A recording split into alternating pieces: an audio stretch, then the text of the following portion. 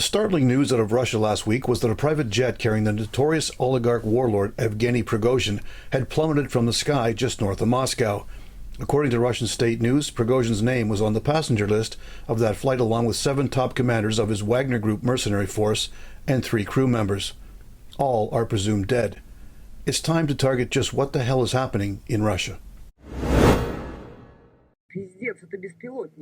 Amateur video footage captured the stricken plane minus one wing plunging into the ground. Immediate speculation was that Prigozhin's plane had been downed by an anti-aircraft missile, but that theory was subsequently debunked by none other than the U.S. Central Intelligence Agency. We don't have any information to indicate right now.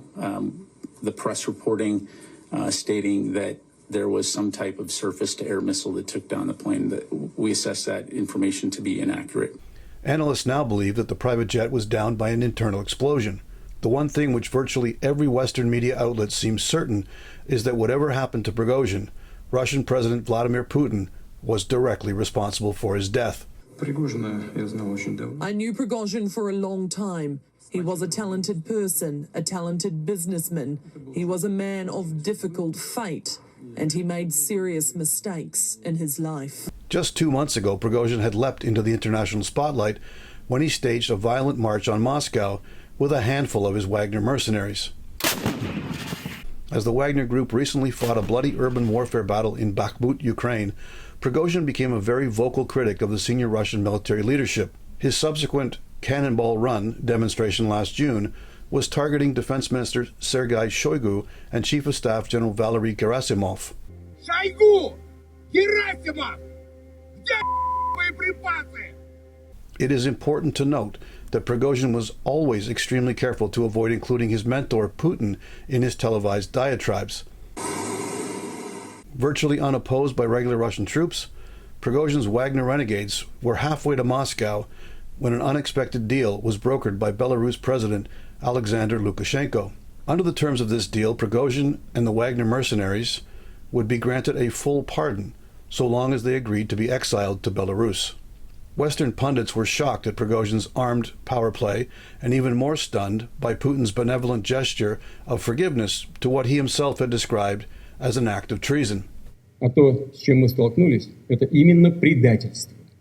Непомерные амбиции и личные интересы привели к измене. Even more surprising was that in the immediate aftermath of what Western media described as an attempted coup, Prigozhin openly flaunted the conditions of his so-called exile to Belarus.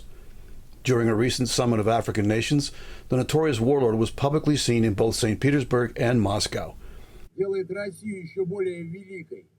Just days before his apparent death, Prigozhin released a video of himself somewhere in Africa, encouraging volunteers to join his Wagner Group.